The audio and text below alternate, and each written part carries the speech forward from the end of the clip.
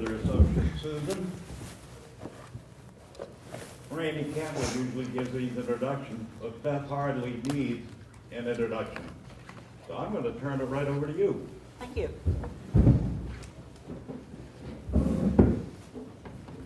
When Randy asked me to speak, he wanted a title, and I said, well, let's do something generic, and that way we will be able to update if something really interesting comes along. And that's precisely what happened. My crystal ball wasn't that good. I didn't know it at the time because he likes his titles about 6 months in advance, a minimum. And we worked from a title something like "The future is now. What is it?"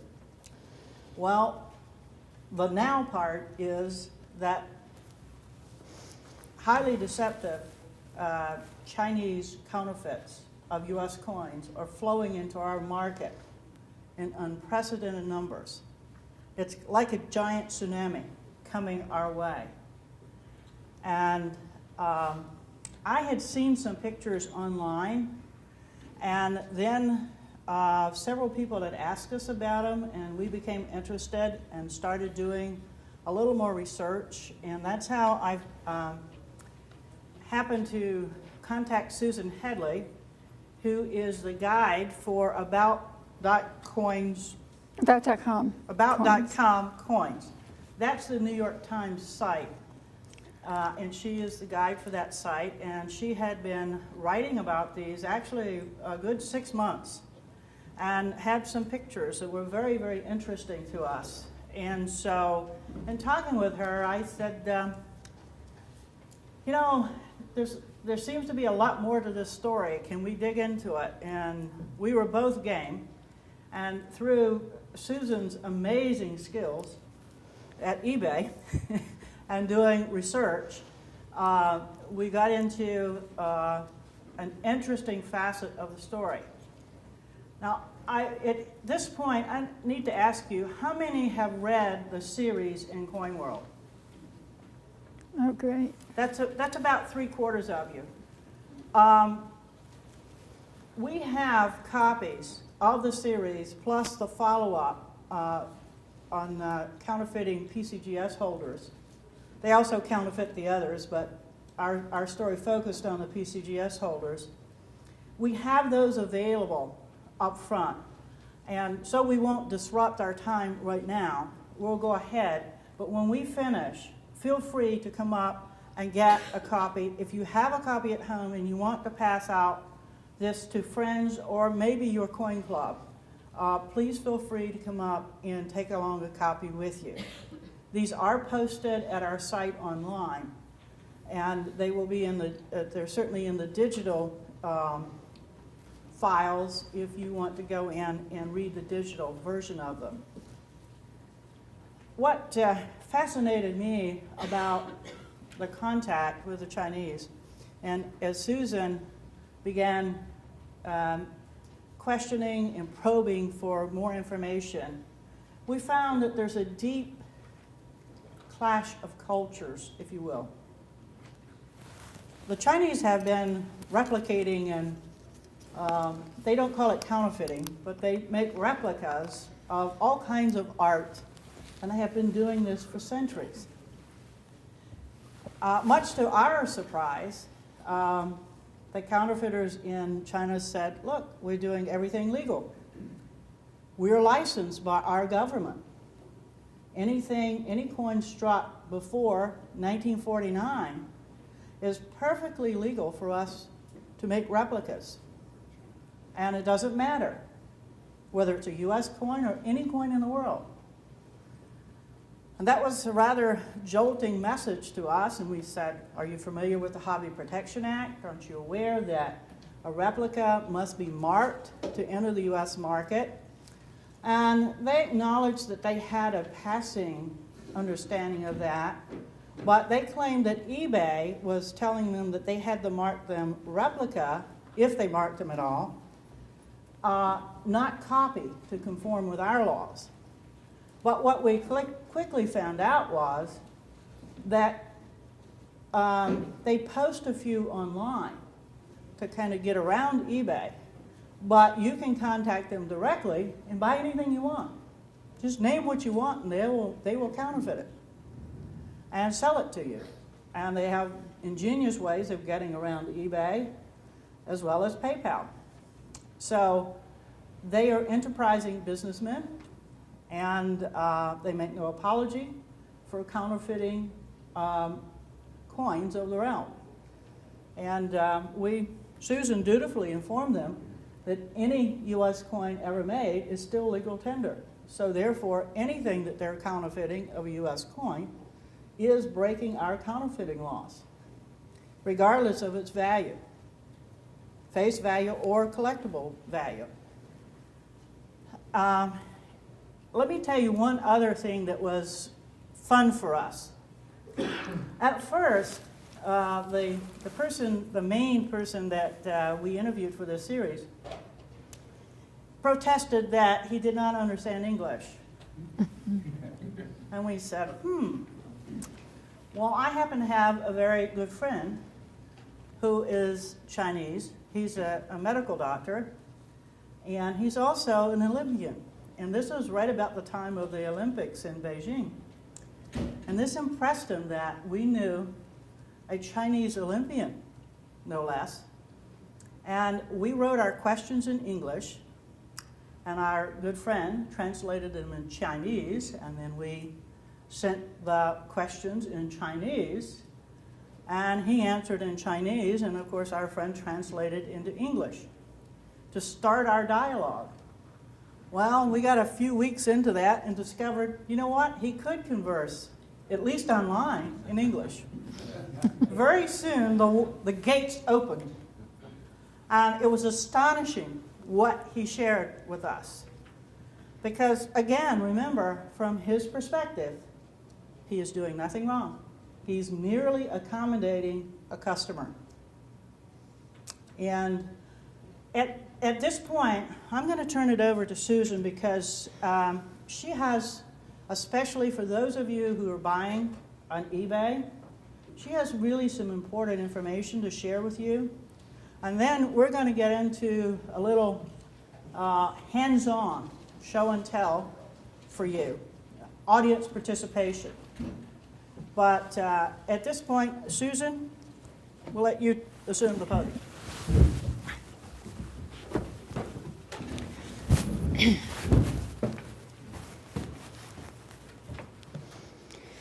Thank you, Beth. The hobby really owes a debt of gratitude to Beth Deisher, because these photos that she published in Coin World have been circulating online for almost 2 years now. I became aware of them in about January and did some research. I had to track through forums all the way across Europe, through Russia, to finally find the source of these photos, which is Jingwashe, the Chinese counterfeiter. And I'll show a photo of him because he's very forthcoming. He sent photos of himself, and I mean, he has nothing to fear. I mean, here's him, his wife, his child.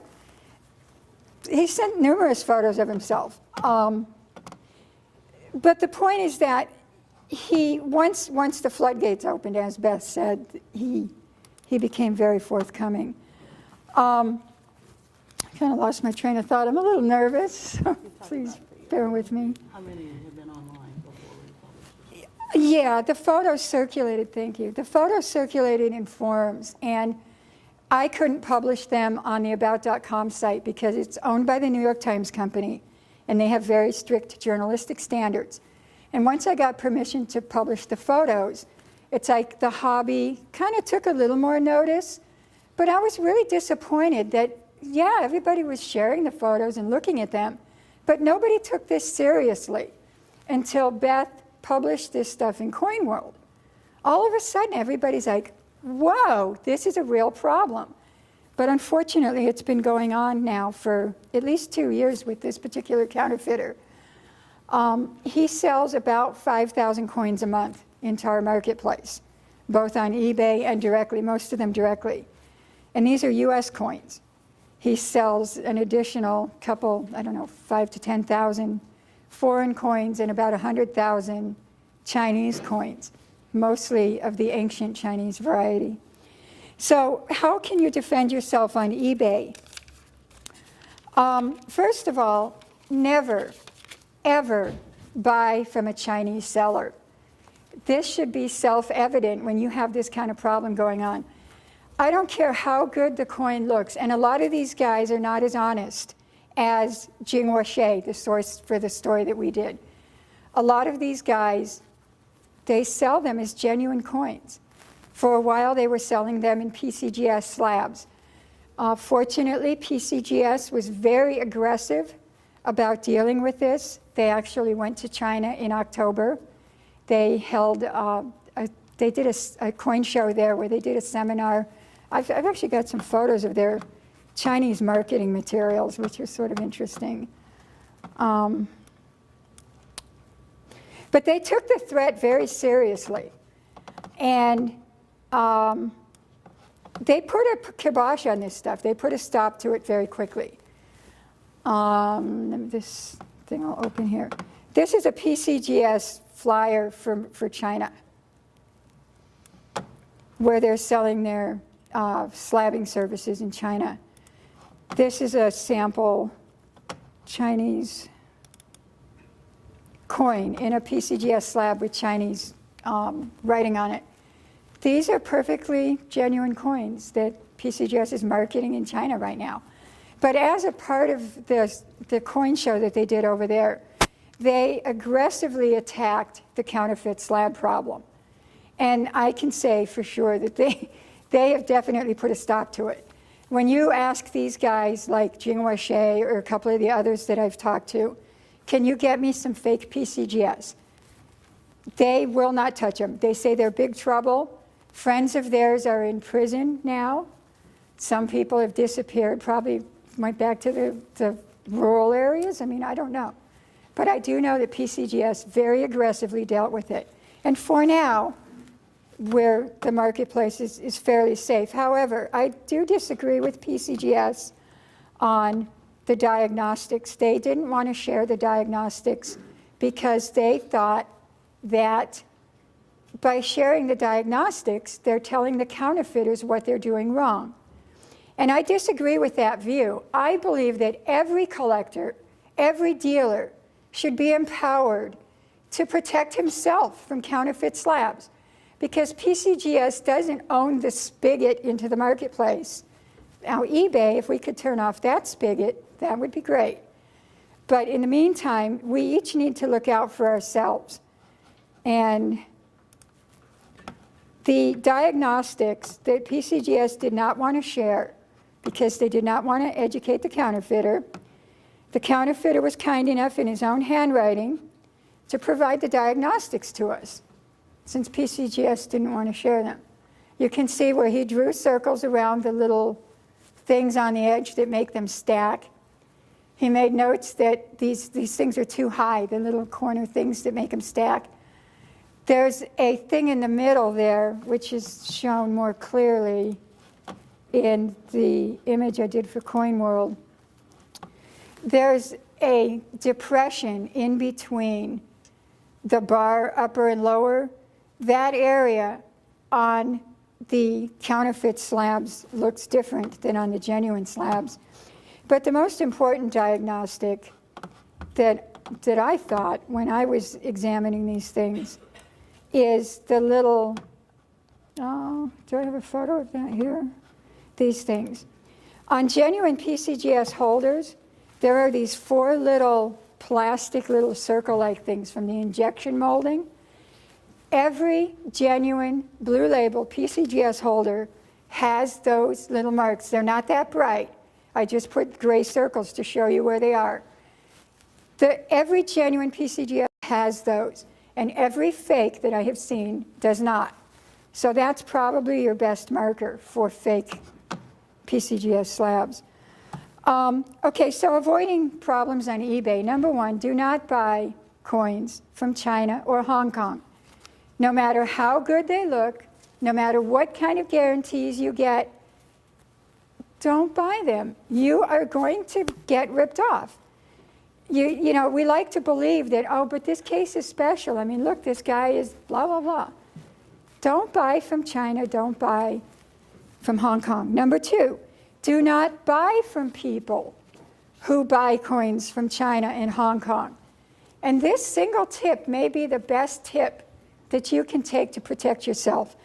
When you buy coins online, especially raw coins, which are coins that are not in grading service holders, look in the person's feedback and see who they buy coins from. If they're buying coins from China, guess what? You might be buying a fake. And a lot of these people aren't smart enough to use one different account for buying and another account for selling. It's amazing how many people I've seen using the same account to buy the fakes from Jingwashi and then turn around and sell them as genuine coins on eBay. So that would be number 2. And number 3, do not buy any raw coins at all that are worth $50 or more. I mean, it's really dangerous buying coins on eBay unless you really know your seller. It's a well-known dealer, someone you've done business with. I don't want to belabor this too much because we have a lot of really good stuff to cover. You can defend against fakes by becoming more aware of the characteristics of genuine coins. And we have some materials here. I've put together a sort of anti-counterfeiting toolkit. And Beth Deisher's partner company, Amos Hobby Publisher, Amos Hobby Supplies, is going to have a special kit ready in another, they've got it. We'll give you some of those. Okay, they've got it ready. It's a flyer that describes the tools in this kit. The number 1 tool, and I don't know if they have that one on here, is a magnet. A lot of the coins made in China are made with scrap metal for the planchets because they want to cut costs. And so a lot of the, especially the low-end coins, if you put a magnet to the coin and the magnet sticks, no matter how small, the coin is a fake. The U.S. Mint has never used iron in planchets for U.S. coins, with the exception of the 1943 steel penny. So if the coin sticks, it's a fake. So check it with a magnet. If it passes the magnet test, the second thing that you would want to do is to examine the coin under magnification. A lot of times these coins, when you look at them under magnification, you can see very clearly that it just doesn't look right. This is the type of magnifier you want. It's a high quality. You want like at least 8 power to 10 power or higher. It's a good idea if you have some coins that you know for sure are genuine. Look at the genuine coin.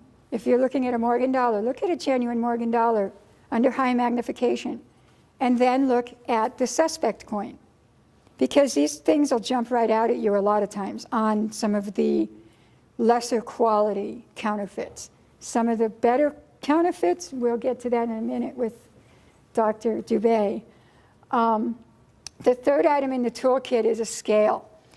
Most of these coins that the Chinese are making, because they cut corners and they're not using proper planchets, they're using scrap metal planchets, the coins are not the proper weight. So when you weigh the coins, if you know what the proper weight should be, if the coins are off by more than a certain small percentage, and this is where number 4 comes in, the reference that tells you what the proper characteristics are, and this is the type of scale you want, by the way. It's accurate to 1/10 of a gram. If you can get one accurate to 100th of a gram, that's even better. But 1/10 of a gram is usually good enough because the lesser quality Chinese counterfeits are significantly underweight, especially the silver type coins like Morgan dollars, trade dollars, seeded dollars, coins like that. And also the copper, the large cents. Now when you get into small module copper, like the Lincoln pennies and Indian pennies, those are a little closer, but there's not that much they can be off. You don't have such a large coin where you have such a wider disparity. But they're still off, they're underweight. So you want to look at Coin World did a really nice analysis of the coins that we got from, so what did I just do here? Of the coins that we got from Jinhuaxi, and it shows the specific gravity, the weight, the diameter, and that's the 5th tool in the kit, is to have a caliper that can measure at least to the 10th of an inch, ideally to the 100th of an inch. When the US Mint made coins, they were made to very, very narrow and careful specifics. And the degree of tolerance, what they call tolerance, is how much these things were allowed to be off. For the US Mint, it was very, very small. I mean, less than 1/4 gram for most coins. On the diameter, these coins are like precise to the 100th of an inch, in some cases 1,000th of an inch. So if the coins are too small in diameter or too large, mostly the Chinese ones tend to be a little too small, the coin is probably a counterfeit. So these are the tools. Again, we have a flyer here that lists all but the magnet on here. And there'll be more information about this both online and probably in Coin World in the future. Okay, this is the book that Beth is recommending. It's the Coin World 2009 Guide to U.S. Coins. In this book, there's a special section for each coin type that tells what the coin is made out of, the diameter, the weight, the metal that it should be made out of, whether the edge is plain or reeded. Nowadays, the counterfeiters, at least usually, they don't put reeds on coins that should have them and vice versa. So they're getting better about that. So I quickly want to go over the final part, which is Dr. Greg Dubay is a longtime collector, and he's going to share some of his purchases with us in a minute. He took this whole idea that we had done this article for Coin World and about the Chinese counterfeiting, and he sort of took this whole idea and ran with it. And he started buying reference specimens from the Chinese sellers on eBay. And in fact, I just found out this morning that he had been buying them actually a couple months even before our story. He has a real interest in counterfeits and a great deal of knowledge in counterfeits and how they're made, as far as what the coins look like, characteristics of genuine coins and counterfeits. And he provided me with a number of coins this morning that I took out on the Bourse floor. And I went around, because most people don't know who I am yet, and I went around to some of the top dealers, and I showed them, for instance, a Lafayette dollar, and I smiled at them and I said, would you like to buy this coin, or are you buying coins today? And these dealers, they'd look at the coin in the little plastic holder, turn it over, and some dealers right at that point would say, how much do you want for it? Some of the smarter dealers actually took it out of the holder and looked at it under a 10-power loop. About 50% of the dealers would have bought this counterfeit coin. And when they tried to buy the coin from me, I told them that they are buying a Chinese counterfeit. And most of them were very shocked. And when the shock wore off, they were very grateful for the opportunity to see these specimens. And I think it really brought home to them how dangerous this stuff is. And that's why I'd like to encourage everybody here to take advantage of this opportunity with Dr. Dubay. We have to be out of the room here at the time when this is over. But there's a table right outside to the left. If you guys would like to look at some of these further, I would encourage you to do so, because some of them are very, very, very deceptive. What the dealers on the floor told me, the 1894 CC Morgan dollar that we have is very deceptive. That was behind the Lafayette dollar. The 1894 CC was the second most likely coin that they would buy. And then there was an 1889 CC. These coins have 90% silver. They're made of exactly correct composition. They have precise diameter. The weight is exactly correct. And the specific gravity on these coins, these higher end coins, is exactly right. Unless you know your coins well enough to know whether this given type is genuine, this given coin is genuine, unless you're a specialist in that kind of coin, you really have to be careful buying coins over the counter these days.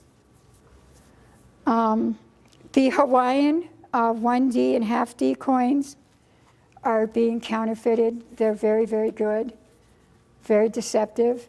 Some of them actually got into top grading service holders earlier this year. The services are very well aware of these now, and it's my understanding that they contacted the very few that did get slabbed and recovered them. So I don't think there's any out there in top-notch holders, but these things are scary. I mean, guys that look at coins all day long are amazed at these things. I took around a 1909 SVDB, and the dealer said the mint mark on that is wrong. They could tell because the mint mark just wasn't correct for the SVDB. And a 1909 S Indian penny, the surfaces looked a little mushy. A couple of guys mentioned that they could see what they thought were casting pimples. That can't be correct because these coins are all struck. And the dies are all made using a laser process. They take a genuine coin, they take a laser, and the laser scans in the entire coin, obverse, reverse, three-dimensional scan. They bring this into the same software that the US Mint is using right now for digital sculpting of coins. And they clean the coin up. They remove any contact marks or die characteristics that might end up being the sort of repeating characteristic that gives away a coin that's being duplicated. And once they clean the coin up, then they have a die cut in a special shop that does this. And then once the dies are cut, they take them back to their little mint and strike the coins. Now on the early copper, some of this early copper stuff, they're making counterfeit error coins. I showed some of them to Fred Weinberg this morning, and he was, although he claims that he would have been able to detect these, and I believe him because he's very good at what he does, but he said they were very good, probably the best he's ever seen of this type. So there's some new stuff coming on the market. This Chinese counterfeiter that we interviewed for Coin World may have gotten his equipment from equipment that actually struck coins for the US Mint in the late 1800s. The US Mint sold a bunch of equipment to the Shanghai Mint back in the 1910s, 1920s. That equipment was used for, 40, 50 years and scrapped out in the 50s and 60s as scrap equipment. And we believe that because of the characteristics on some of these error coins that are large cents, half cents, that they may be striking them on the same presses. But of course, we don't know that for sure. But they are very good and have the same characteristics of genuine coins, especially the higher end models, the higher end coins where they're making the planchets out of the proper type of alloys. So now that we've sort of covered that, some things the dealers said, watch for coins that look just struck and have the characteristics of a BU coin, but that have what look like wear on them. Obviously, if a coin looks like it's worn, it can't be a BU coin. And so you see this weird mishmash of characteristics, BU characteristics on a coin that seems to have wear. That's a big red flag. Check the edges very carefully.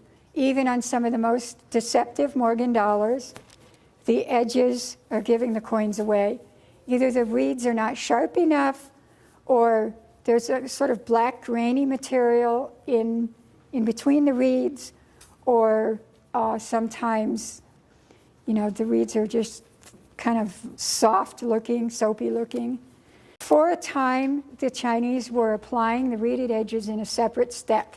They would strike the coin in collar and then send it to a different station where they added the reading later.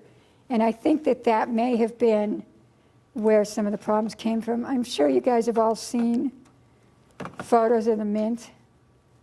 I'll put a couple of them up here real quick just to refresh your memory. Oh, these aren't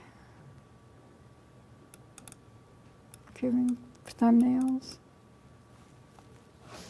They blacked out the faces, but these guys,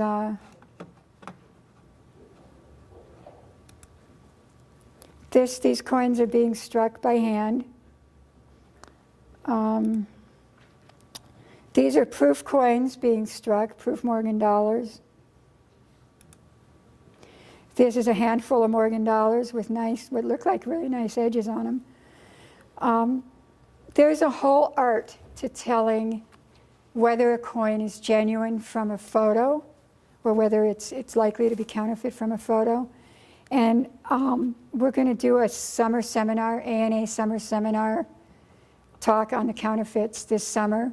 And we're going to get into some of that sort of higher level, more advanced stuff. Handful of fake Morgan dollars, just struck from the same batch of photos. These are some of the coins that are fakes. They're just ready to go to market, all in little batches. You know, when customers buy them, he plucks them out of the little slot and sends them on. Okay, so that's pretty much what I had to say. Dr. Greg Dubay, who I mentioned a couple minutes ago, has spent thousands of dollars of his own money to buy research specimens, to buy coins from these Chinese sellers with the purpose of making them available to myself, to Coin World, to experts in the hobby. You know, he mentioned sending them to the ANA so that people can study these coins and become more familiar with them. And so at this point, he wanted to give a bit of a demonstration here. Did you want to talk for a couple minutes? Or? Yeah. We're going to switch mics here because they only brought 2 mics. Thank you. This is 100% unrehearsed. I got into this project about 4 months ago. Like many collectors, I've been burned many times with mint marks that fell off, coins that weren't what they were supposed to be. When I became aware of this problem, I wanted to do something. I wanted to gather information, talk to my congressman if need be, to see if there's some way to protect the hobby. Our hobby, the Hobby Protection Act, is very weak. There are companies such as Rolex that can't even stop fake Rolex watches from coming in, Pierre Cardin, other products like that. We have no voice to speak for us. Some of the coins you'll see today actually were held up by customs for 3 days, examined, and then released to me as being genuine, even though they are completely counterfeit. Also, you'll notice the coins that I have do not bear the marks, replica, or copy as required by the Hobby Protection Act. I spoke with the manufacturers of these coins. I asked them if they could make them and ship them to me in violation of the law. 3 dealers refused, 7 acquiesced to my request, and the coins were sent. Even though they were inspected, they passed through. Basically, these coins are available at 4 levels. Level 1 is like you would see in a kindergarten class for learning how to count money. Level 2 is a fairly decent coin you could probably spend. Level 3 would probably fool most moderately advanced collectors. The coins would be 90% silver. They'd be the right weight, right diameter, right feel. The strike characteristics wouldn't be quite that strong. The coins may be just a little bit off in color, a little bit soft where they shouldn't be. Level 4 coins are expensive, $200 and up. The level 4 coins are exceptional.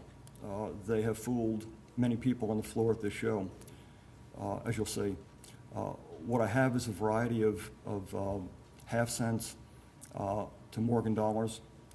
for you to play with, look at. Please, they're not samples. I need to account for these. I have a great deal of error coins as well. Off-center struck large cents. My favorite's a double flip over 37D three-legged buffalo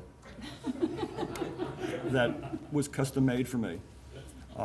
When I returned home Monday, I had asked the gentleman if he could make me something special. I described a mule to him. He did not understand a mule coin. I have a 21-piece obverse and a 21 Morgan reverse. I also have a 1909 Lincoln obverse and a 1909 Indian reverse coming. Plus, you'll also make Sacagawea and quarter mules if you'd like, which is quite scary. But please, come up, look, talk to me, play with them, feel them, weigh them, measure them, and thank you. I hope this gives you a little flavor for what is out there. When the three of us got together, and literally we only had a couple of hours this morning because I was in New York last night for the A&S Gala honoring Harvey Stack and flew in this morning, and we didn't have a chance to compare a lot of notes, but we have been in communication by email and by phone. And it's a problem for the hobby at large. Somehow, I think the call has to go out for all sectors of the hobby to come together to figure out a way to protect our marketplace and most of all to protect collectors. I have to give you the proverbial warning. It may not be illegal for the Chinese to make these in China, but it is illegal for you to buy them in and bring them into our marketplace. Now, there is a scholarly legal debate going on as to whether if you hold it as a knowing counterfeit for a representation and for study that you may hold it. But be aware, if the Secret Service comes to your door, you are obliged to turn them in to the Secret Service.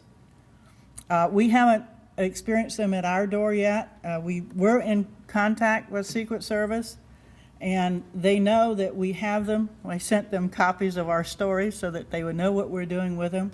We're trying to educate people, as is Dr. Dubay and as is Susan.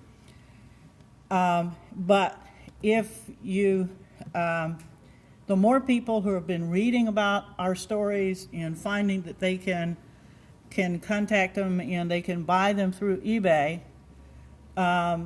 just beware that at some time that great big giant agency may start knocking on our doors. Hopefully we can educate enough people as to what is going on and to create some interest to perhaps to begin to address these problems.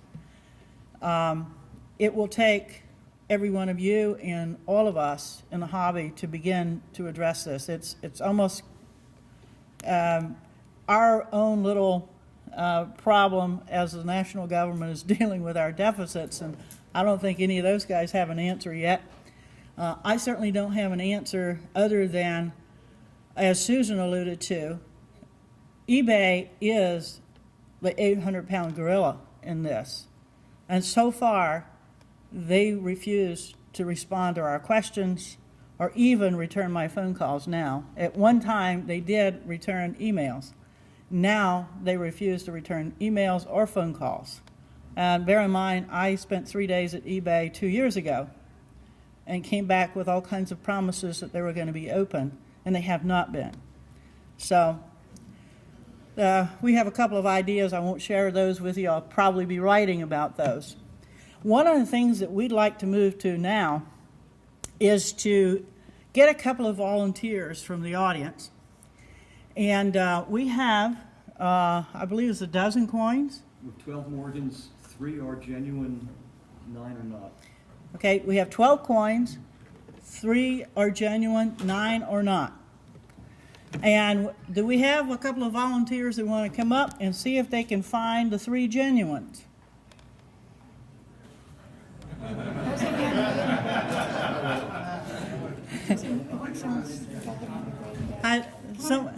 Now, we would prefer at least, if you are a specialist or a dealer, let's let at least an average Joe collector have a first go at these. If you consider yourself a specialist, we would definitely want you to try them. But I'd like to have kind of maybe a regular hobbyist, and if we have a specialist in the Morgan Dollar series. Pardon? Okay, come on up. You want to try? Okay. While they're doing that, I'm going to ask Mark if he will, those flyers, if you will pass those out. If you're subscribed to Coin World and a member of Amos Advantage, you do get a pretty good discount, and we put together a good package. We figured that you could find a magnet most anywhere, or you might already have one.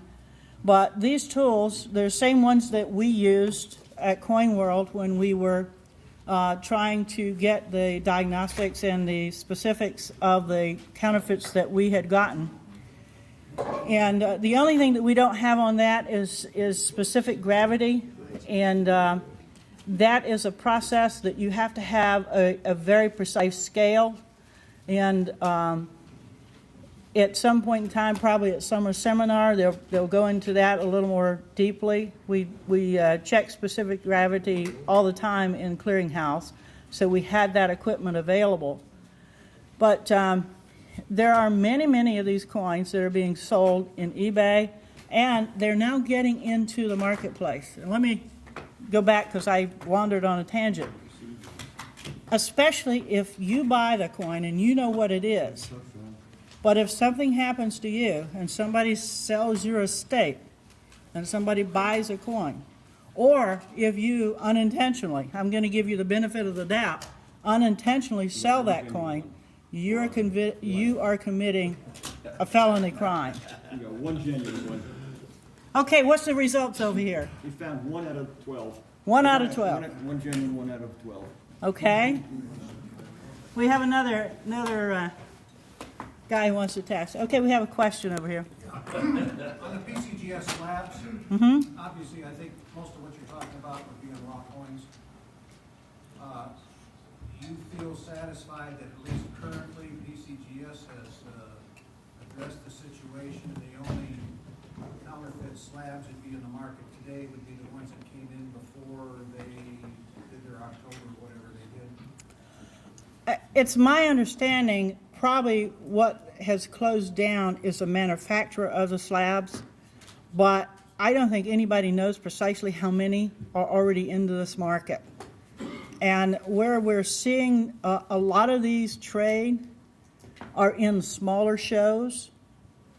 You're probably not going to find them out on this bourse floor. But if you go to smaller shows that might have 20 dealers, small coin club shows, dealers, certainly some of the raw coins have shown up in flea markets. They're there all the time, but I happen to be with a friend in Ohio at a flea market. We happened not to be looking for coins that day, but I saw a stall and went over. Yes, front back. And they had slab coins there of about a dozen different services, including the 4 majors. That was before we started doing this story. Sell these to you. And I didn't look at them that closely. I was intrigued that I saw slabs at a flea market. But they probably were, those probably were counterfeit. Looking back on it, you know, if I knew what I knew now, I would have purchased some of those and trying to figure them out. But I think that's an unknown. We don't know how many of them really came into the market. It's kind of like the little Dutch boy. They're probably plugging some holes at this point. I think Howard had his hand up first. I just came back from Asia on the 20th of December, and besides coins, they're also starting to get into paper money. Yeah, do you like For those of you who might not have heard, that was Howard Daniels. He just came back from Asia, and he is saying that they are getting now into paper money. Okay, in the back. Have you talked with Larry Briggs? He's a dealer there, and he's capable. This morning there was a club meeting, Liberty City Collector, he was running the meeting, and he said that he was talking quite a bit about this, that there were some coins that he knew who sold them, that he had the coins in hand, and they contacted the Secret Service. The impression they got, that they weren't going to do anything about it, they didn't care, because they got so much else on their plate, I guess, they put higher priority. So you might want to talk to him about that, and if that's the case, what can we do about it? I have not talked to Larry, but I can understand what he's saying. There were a couple of Secret Service agents that had come to the A&A summer seminars and had gone to counterfeit detection seminars and actually worked with some of the grading staffs, and they had built up quite a bit of expertise. And all of the cases were being referred to them. And then Secret Service got reorganized into Homeland Security. They are no longer a part of the Treasury. One of those guys retired. The other was assigned to a different agency. And Larry is correct. Currently, the Secret Service has no expertise in identifying counterfeit coins. That's one of the things, and part of my strategy, I'll throw it out here, we're hoping to raise this to the level of a congressional hearing. And at least point out some of the problems and the fact that there are laws that are not working. Furthermore, the agencies responsible for enforcement have no expertise and really don't care, and you're correct, and it's low-hanging fruit for them. They've got so much on their plate that this is not a big problem in their mind. We'll go to... When you mentioned that about congressional, that was part of my question, if the Congress or Senate go after, maybe, I don't know if the President-elect Obama will have any interest in it or not, but is there any way that this could jeopardize, we have this most favored nation status with China. Is there any way that we could threaten that if this is not dealt with? We can't go to China and invade them and try to shut them down. I mean, that's violating a nation's sovereignty, no matter how communist or capitalistic they are. But there's got to be something done to sort of get this guy to behave. Well, you've hit a very sensitive point. The most favored nation's trade status. And that's precisely why it will be a formidable undertaking. But I think we have to raise it to a level of visibility. The other point that I want to clarify for you, we talked to one guy who claimed to be the biggest of 100 that he knew. And after we talked with him and Susan and Dr. Dubay's further contacts, I think his estimate of 100 shops is really, really low. You have to understand that the Chinese economy right now is in the tank too. And these people are trying to put bread on the table. And they look at it very differently from what we do. But it's not going to be solved very easily unless we as a collector community really bring it to high visibility. And obviously, nothing is going to get done in the next 60 days. But we might be able to move to something later on. How did he do here? We got an update. There's been, I think, 3 people have gotten 2 out of 3. One got 1 out of 3. Okay, 2 of them have gotten 2 for 3. Okay. I had a question. Yeah. And that is, thank you for sharing the diagnostics on the PCGS holder. You also mentioned NGC. Do you have diagnostics to look for the NGC slabs? I know. We don't. Good. Well, actually, NGC has made them available online. I don't have them here. If this is a live internet connection, we can bring them up, but they're on the NGC website. Thank you. You can find Yeah, them. NGC has done a lot, and they are, as I understand it, have their new service that was instituted back in October, their photographs. At one time, you had to be a member of their collector society.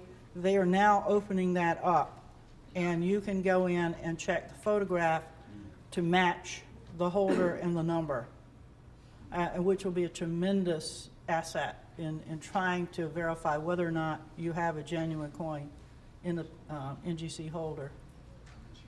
I have a question for Dr. Dubay. To have your custom coins made, what's the cost of that? Because that has to be an individual die for it. The two mule dollars, $100 including shipping. Well, he has $100 the dies including shipping. already. He's using Yeah. existing dies just to strike a mule. He's using 2 dies he already has. So he doesn't have to make the dies. Well, how for about the those. 37D double strike, triples? It was $4. $4 for that. But bear in mind, I don't know if you caught the discrepancy. The Chinese say they are licensed to make anything before 1949. They were very happy to make the mule out of the Sacagawea dollar. They're making whole sets. You can buy fake Dansko albums that have a full, complete, unmarked collection of fakes. They're faking coins that sell for $10 out there on the boards. Circulated common Morgan dollars. That book, It's no longer about expensive coins and key dates. It's about everything. that This book is and a- everything in it is fake. Seeded dollars, complete collection of seeded dollars in a fake Dansko album. How much do these sell for, these whole sets? $45. $45. Oh, my God. Yeah, well, that is a cheesy dance. Well, I can tell They are, it's a they're chip pretty dance. bad, yeah. Okay, just a minute, I couldn't hear this question. Beth, to what extent is the ANA supporting you? We have been in contact with them, and they did, right away, they are organizing a class that probably Susan and Dr. Dubay will be teaching at summer seminar. They did link to us in order to send the message out to ANA members who, there are some ANA members who don't get our publications, but they send a special alert and they link to our site. I think it's probably something that hopefully we can work with ANA, we can work with ANS, the other publications, the PNG, all the clubs. As I say, I have been talking to a couple of congressional staff people, but they told me we have to deal with the economic crisis, and once that's off of the plate, that there's a possibility. What I have asked them to do, and I don't know if we can accomplish this, if they can ask or require the president of GM and Chrysler to come and testify before Congress, I think they can require the CEO of eBay to come and explain why they are allowing U.S. laws to be violated.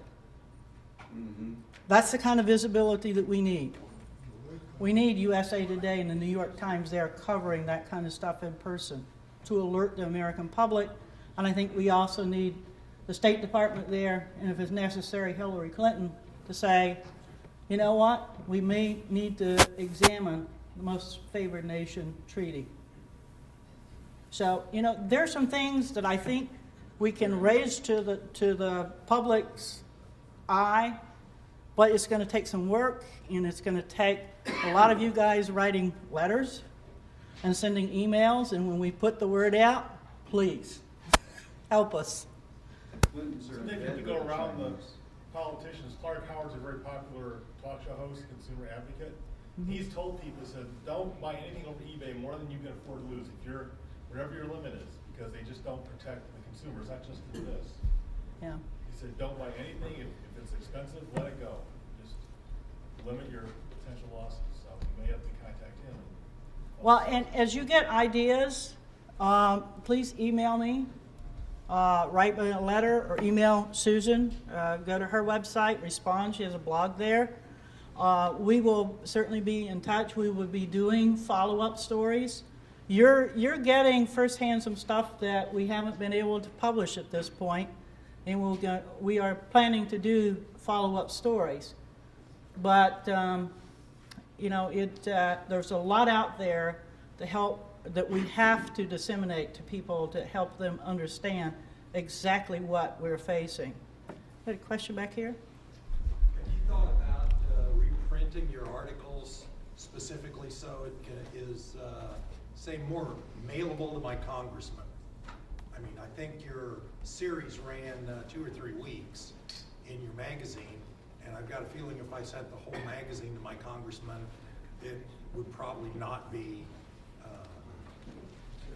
accepted to them, you know, and read. But I was wondering if I recall other articles that I've seen in the past from other magazines that they reprint the specific articles. There are 2 committees with jurisdiction. One is the House Financial Services Committee and the subcommittee. They deal with all matters pertaining to the U.S. Mint and U.S. coinage. Also the Senate Banking Committee. And the chairman of all of those, the 2 committees and the subcommittee and their staffs already get complimentary copies of Coin World and also the digital versions.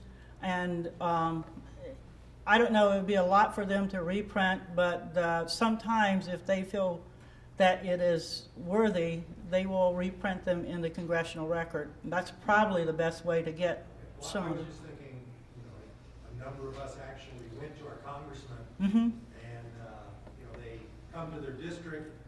We also at times see them when we're in Washington, and if you said, hey, this is a problem that's affecting me and I vote for you, it gets a little more attention maybe than just receiving a Sure. Maybe he's talking about off prints.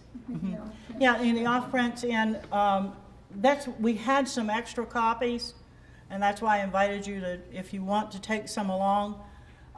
Certainly, if you will go to the local office of your congressman and take your copy and say, I'm really concerned about this, that's probably one of the most effective things that you can do. Sit across the table or sit and talk to him eye to eye and say, this is a problem, I want you to do something about it.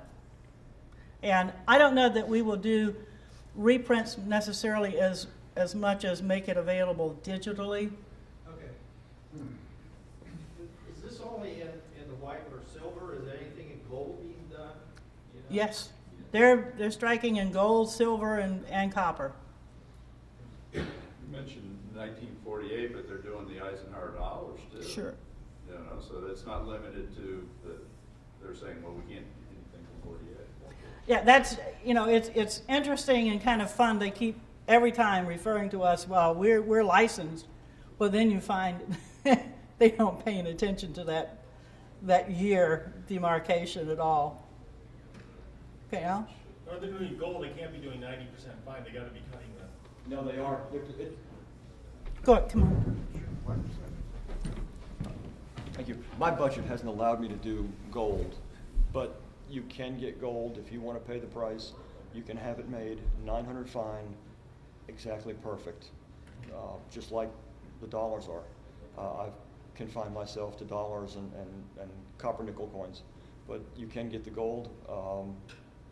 In fact, he sent me a Stella that was made out of silver and gold plated just to show me what he could do.